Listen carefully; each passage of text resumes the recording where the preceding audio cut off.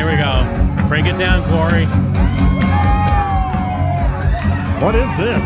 Dude, I don't know when he started doing like cliche bad white woman dance. Yeah.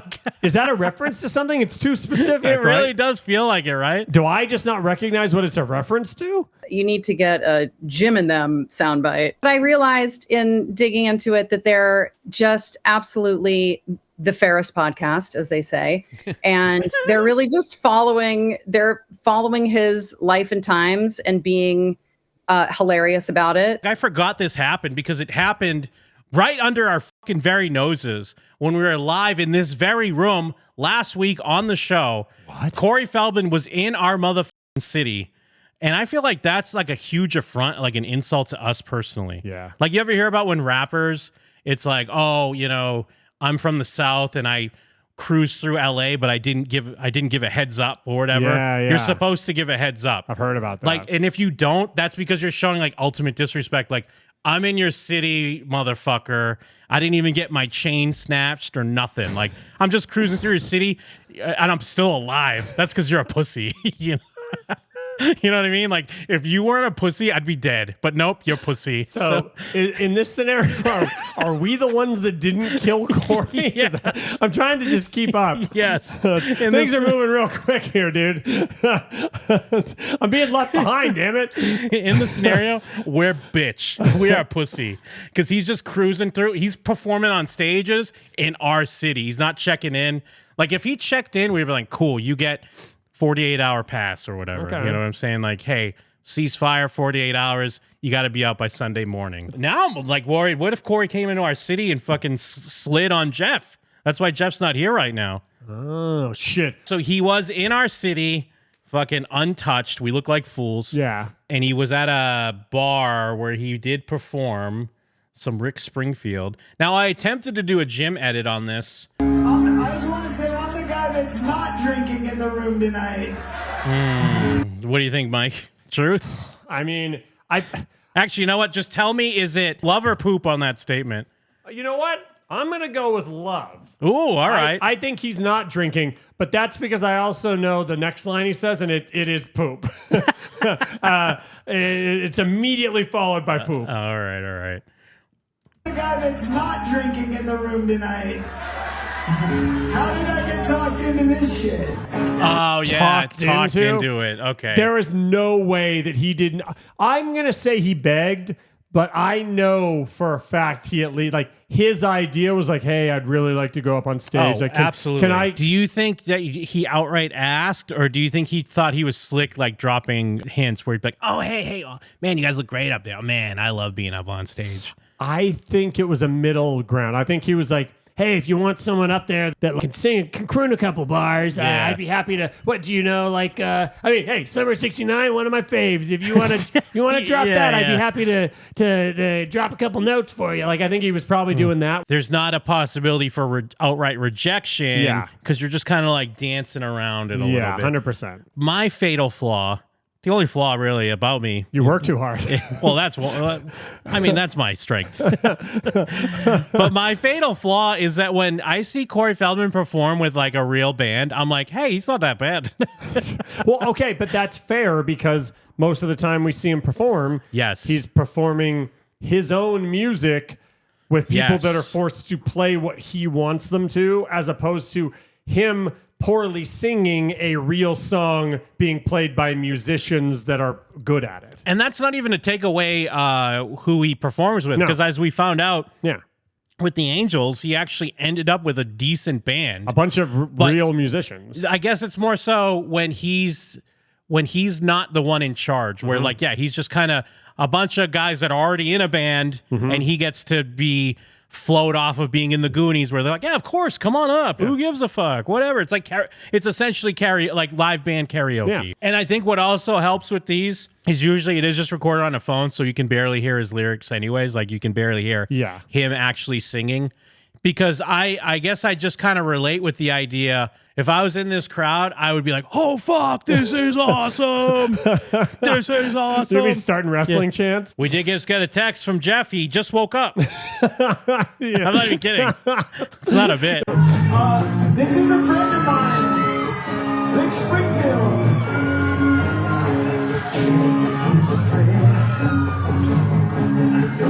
You know what I do? I feel like he's doing a Boogie Nights reference there, and if he is, I tip of my cap to you, Corey. Ricky Springfield, he's a buddy of mine. Ricky Springfield, the buddy of mine. That's a great line from Boogie Nights. I got two things. My first is a joke. Tip of my dick to him. Yeah. Second thing, I think it's a humble brag. Yes, and it's not you're right. It's not You're a probably reference. right. I think he wants everyone to know that Rick Springfield is his friend. Someone needs to ask him on Twitter if he meant that as a Boogie Nights reference. Yeah.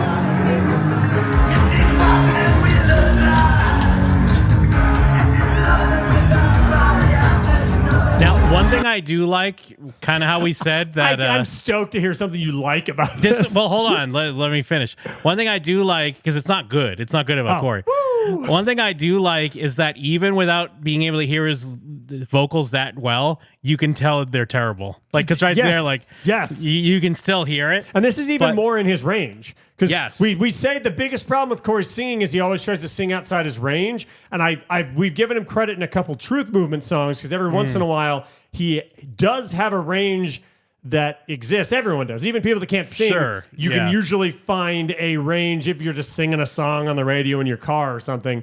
And he never is there. This is closer to his range and it still sounds like shit.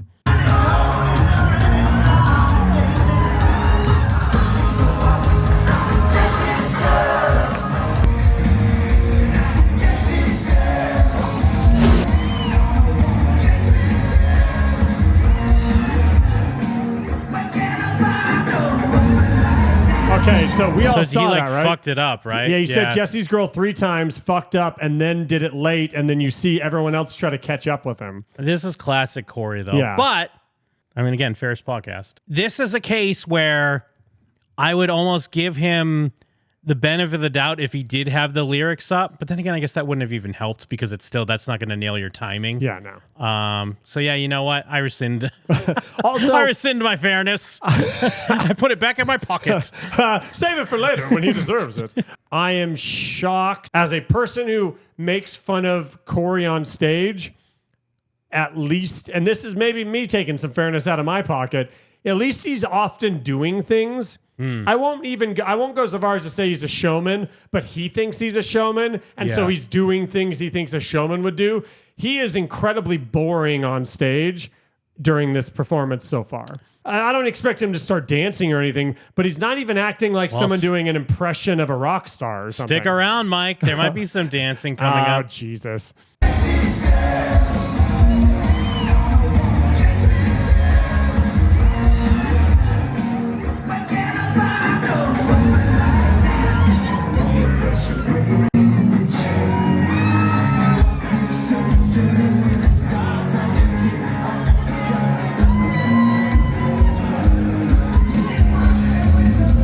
It's great because you can just mumble some of these parts because you can't really hear them. You can't really hear what's going on. Yeah, this is. I mean, I'm actually kind of surprised how embarrassing it is because you'd expect it to be basic but not embarrassing because it's kind of like an impromptu performance. You almost give it benefit of the doubt, but it's actually quite embarrassing.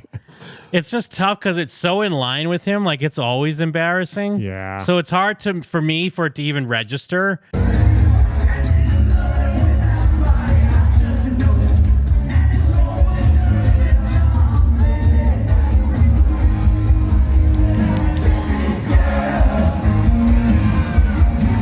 I do feel like that guitar player realized, like, hey, I need to make sure I keep him with me. Yes. So I'm going to be more active now in what's going on to let him know, like... Yep, I'm shoulder to shoulder into the mic so that he knows that we have to be saying the same things and we have to have the same timing. Well, and what's great is that we saw a similar thing happen with when he was on stage with all those musicians at NIM, where they kind of...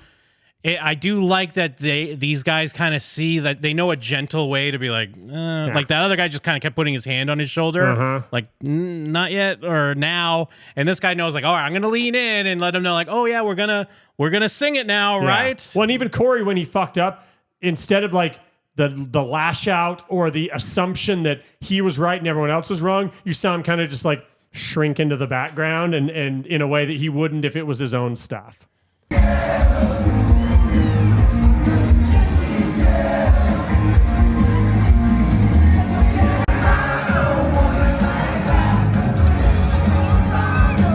See? Okay. Yeah, he has to like reel him in. I think we were both watching Yes. it, but the guitar player has decided, okay, the way the first verse went, no more of that, please. I'd like this. Whether it's to save Corey or to just save their performance, you don't want it to be a catastrophe. It is. I like it. I think it's a good move, and it's interesting because Corey, for doing music as long as he says he's done it, at this point it's been like 35 years or some shit. Since he was 2? Yeah, so like his whole life? even more, even longer. Yeah. His thing, instead of what we've seen these professionals do in the past couple of weeks of just kind of like lightly signal, do something, he is like, wait, stop the show, stop the show. Oh, cut the track. Sorry, that was called a technical mix-up. Nobody should ever start a track until I'm on the stage, guys. Like hey, that's all right. It happens, man.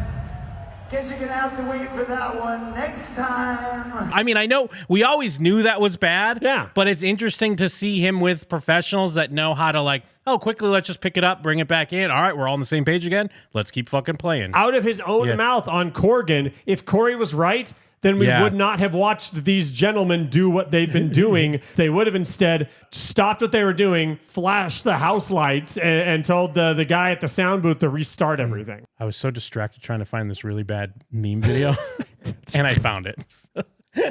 Well, now we gotta watch it. Should I watch it right now, We or gotta should we watch save it right now. No, we gotta watch it right All now. right, this one's really bad and really ridiculous.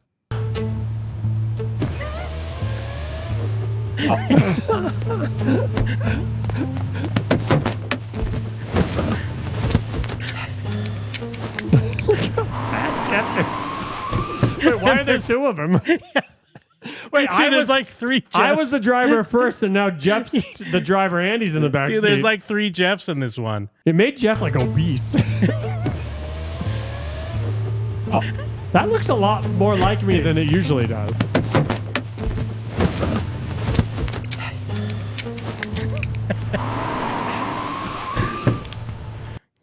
Wait, that's the end? Dude, and there was supposed You look like Smeagol. Yeah. Hey, I like that Corey's just fed up with us the whole time. Yeah, like the prompt was we're supposed to rip the door off, and like we're just supposed to like then see that you had a syringe. You should have said give him a flu shot. Oh, I bet it would have been okay with that. But for whatever reason, this is what AI came back with.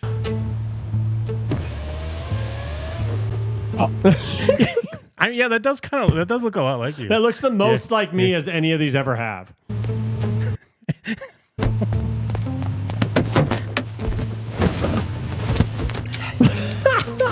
Yeah. Wait, does he pull out money? I can't tell. Oh no, is that just a seatbelt?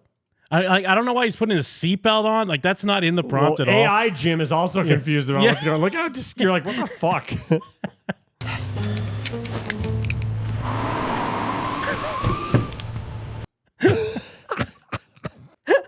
You look like you're infected with the smile demon. Yeah, dude, it gives me tattoos sometimes. Like it sees that you have tattoos. That's so funny. All right, sorry. I was just obsessed with trying to find that when we had from earlier. Yeah, that sucked. Let's go back to Las Vegas. Yeah. Cory Feldman live.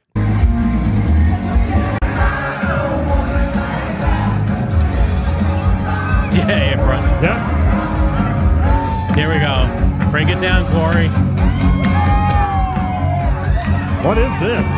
Dude. I don't know when he started doing like cliche bad white woman dance. Yeah, is that a reference to something? It's too specific. It really right? does feel like it, right? Do I just not recognize what it's a reference to? I don't recognize it either. I thought he just turned into a white lady. I almost want to assume that it's not just bad, that it's something, right?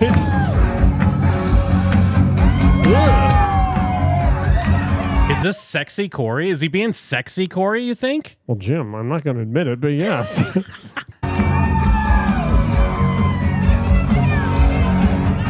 What was that? All right, come on, drummer. Pick it up. You're fucking bro. up the song. You're making me look bad.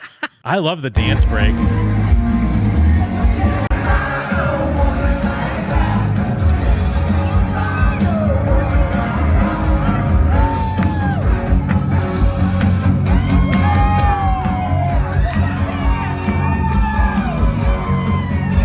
Is it worse than if he did his Michael Jackson? I guess maybe there's enough space. Is that why he's not doing like a Michael Jackson thing? I mean, we've seen him try to do Michael Jackson dances like on a stage that's not exist, like on a riser that they're using as a stage. Yeah. Come on, drummer, pick it up.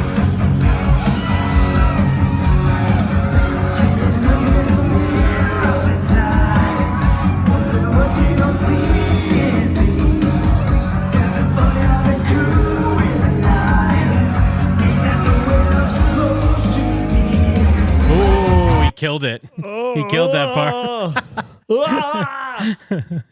He killed it. Well, actually, I guess the guitar player is even like, uh-oh. Look at his face, like, uh-oh. I bet you're all asking me how I got here.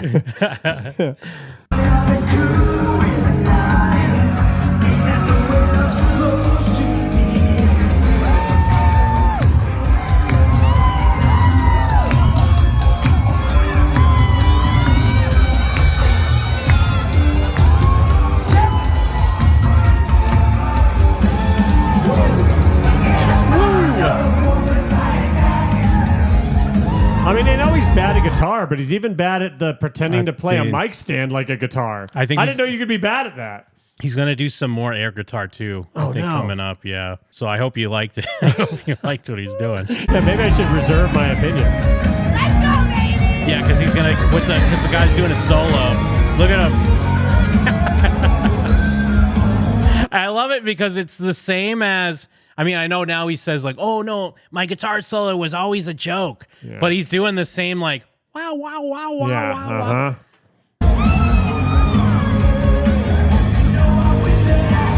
And it happened again. He was not prepared to start singing, and the guitar player made damn sure you need to make direct eye contact with me. And guess what? It's time to start singing. And the chorus like, oh fuck, it is. You know what's great? I didn't even notice this until you were pointing out how he was signaling him to sing. But Corey thinks he's signaling him, being like, your air guitar solo rocks.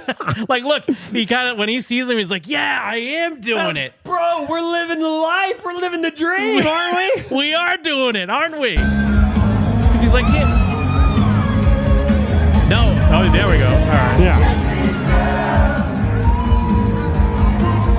He goes back to,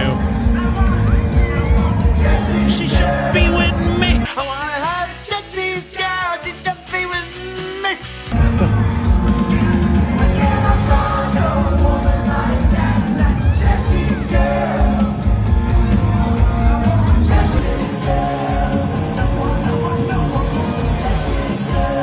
I do have to say, though, still, even amongst all of this, going back to what I said at the beginning, if I was in the crowd, I'd be fucking loving every second of it. I'd be like, this is the best. Can't believe it. Corey Feldman's on stage singing Jesse's Girl right now. This rules. We're two different people. We're two very different people, I think, Jim. I'm not going to yuck your yum, but I'm certainly not going to have the same yum. Kristen actually did send me, she saw a random post in the wild on LinkedIn of someone she used to work with talking about this. And it's so funny because it was, I don't know if he like works at this bar or something. Uh-huh. One of those, quote, only in Vegas nights at the Caspian where I have to pinch myself and remind myself this is my life. Corey Feldman came out to hang, ended up jumping on stage with Indy Florentino. And the next thing you know, we've got a full Jesse's Girl moment happening in the speakeasy. Completely unplanned, completely electric. That's what I love about this space. We program great talent, Build the right room and let the magic happen.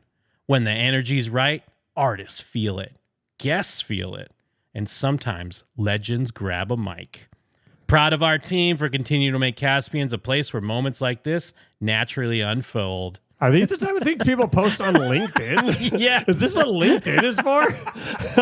I mean, I'm not professional enough to have one, but I was under the impression it was for very different things than this. That's what I love about this space, man. Just organic legends happening. Indie Florentino. Wait 1 second. This could be breaking news. Do we have breaking news right now? I hope so. Jeff in the building. Sup, dude? Sleepy boy.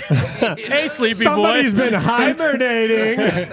Yo. Oh, but yeah, Jeff, you weren't here. We were talking about it earlier, how Corey, last week while we were doing our show, Corey was in our city. He didn't even check in. Oh, really? He fucking traveled through our city untouched, didn't even get his chain snatched or nothing. So we looked like punks, in my opinion. Oh shit! We have the green light on him on there. He has to call. He's got to check in. You would think he would can't have the wear an angel's hat. I do want to show Could Jeff sew the hair. dance. Maybe Jeff can see if Yeah. it's a reference to something. Is this a bad dance or is it a reference? Because Corey's bad at dancing, but it's new. We haven't Okay. seen him do this. On first look, he's doing the Dancy Baby from Ally McBeal.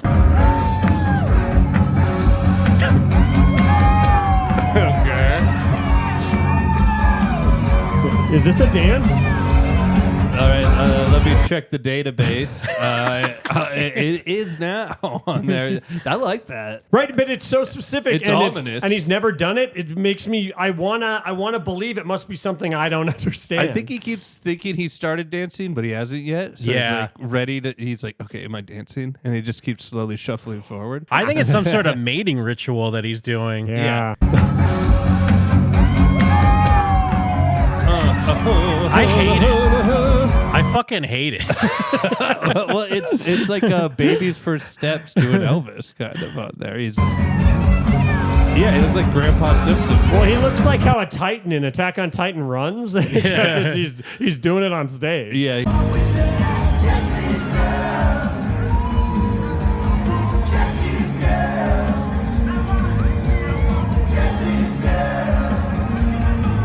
You gotta stop the stalling, man. Guy's like, hey, we gotta stop. They just stay in this loop for 10 more minutes. I'm talking about.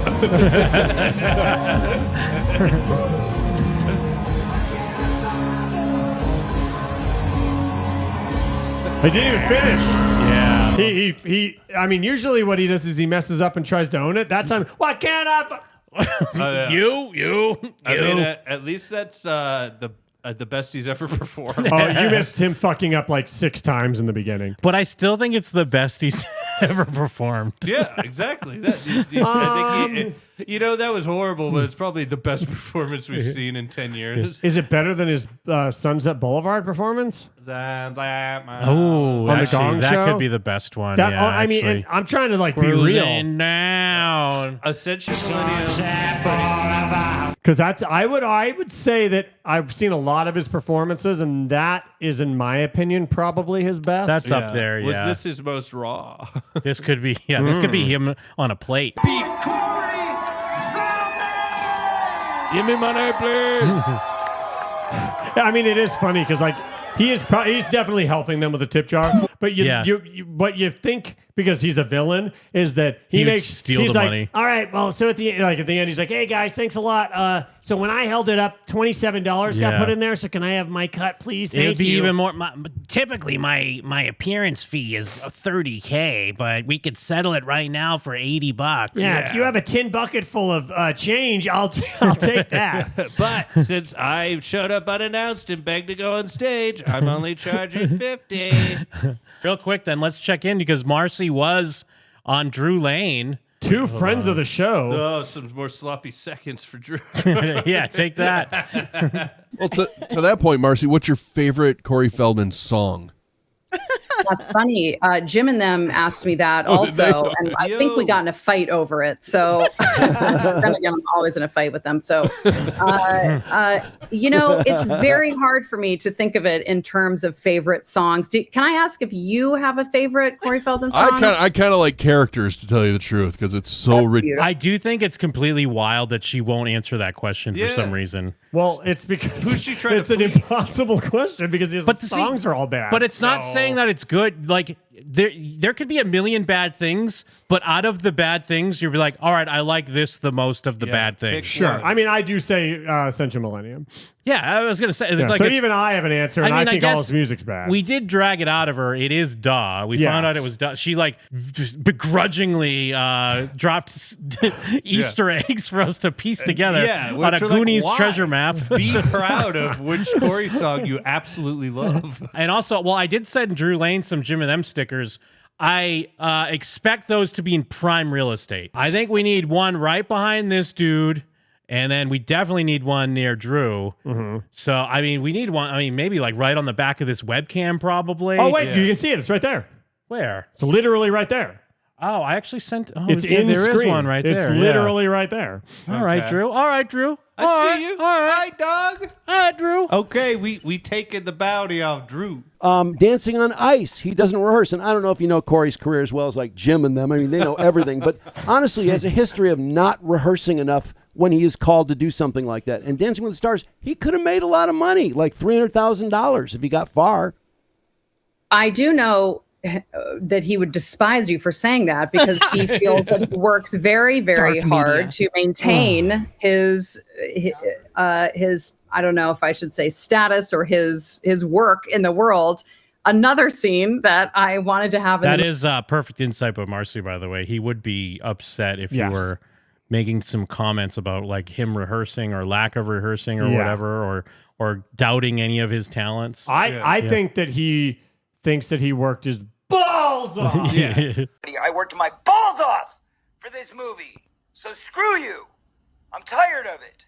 I'm tired of the bullshit. What about anything I do makes you think I haven't practiced? When do they mention Jim and them again? Yeah, no more free clout. Yeah. Say our names again. Let me search the transcript more. I think you need to get a Jim and them soundbite, and they'll get one from you, and then it'll just become a kind of beautiful. They must be the most knowledgeable Corey people you talk to, I assume. Well, they will be thrilled to hear you say that. I think that's a beautiful thing. We have to shout them out on this. I mean, that is a classic. I mean, we haven't known Marcy Hume that long. She knows us so well already. But that is a classic Marcy Hume retort where if someone is complimenting us, she's not going to co-sign that compliment. She's going to be like, oh, wow, yeah, Jim and them's going to love that. They're like, that's great. Yeah, okay. But deep down, she knows. She knows. She loves it. that's She's co-signing. Joe, obviously. Oh, yeah, I always tweet at them when I tweet anything Corey related. Well, I didn't speak to them in the beginning because my understanding of them is that they were extremely down on Corey, and I wanted to be as fair as possible and sort of just take a little bit of a just be as unbiased as possible. And I thought if they were really harming Corey in some way, that I was gonna just leave it and just take a backseat to their escapades. But I realized in digging into it that they're just absolutely the fairest podcast, as they say. Let's fucking go! Let it go 5 seconds, and they're gonna love that. Marcy fucking. Here's the thing. Marcy fucking gets it. Yeah. Well, she did know that we would love that. She's fucking. She's throwing. She's pandering to the cheap seats with that one. This is a dog whistle. That's some cheap heat right there, dude. Digging into it, that they're just absolutely the fairest podcast, as they say, and they're really just following his life and times and being hilarious about it. And I was like, they're not actually harming him at all. They haven't done anything that's harmful or bullying or anything like that. They're just They get blamed for it, though. Guys, you say Corey would disagree with that statement. No, he said they stalked him. He just blamed them for something in Rochester, New York, a couple weeks ago. Yes, it's incredible. I know, but you can. Yeah, I have interrogated their. You know what's nice, present- and this is real. This is real. Like, we're watching an This is a interview great between cosign. two people that like super have our backs. That's Yeah, like no, that's awesome. What a nice feeling. Like, it's a room full of people. I guess what, 3 of which I've never met in the on the Drew Lane side, and all of them kind of have our backs, and that's so nice. in my research on Jim and them, they have not done anything that is problematic or is harassment. They're just doing pop culture criticism and comedy. So I think that's extremely fair when you're a famous person. And So yeah, great words. Like, thank you, Marcy Hume. I mean, my only note is it shouldn't be 40 minutes in. This should be like 3 minutes in. Yeah, Get this all out of the way. Introduce yourself and go, Baba Booey, Jim and them, Baba Booey. Anyway, got any questions for me? Anyways, now that we've talked about Jim and them, what do you want to talk about? But yeah, it is But really no, it's cool. for real. It's very nice. Hearing Thank you, Marcy. Thank you, Yeah, Drew and the thank you, gang. Drew and the gang. It's much appreciated.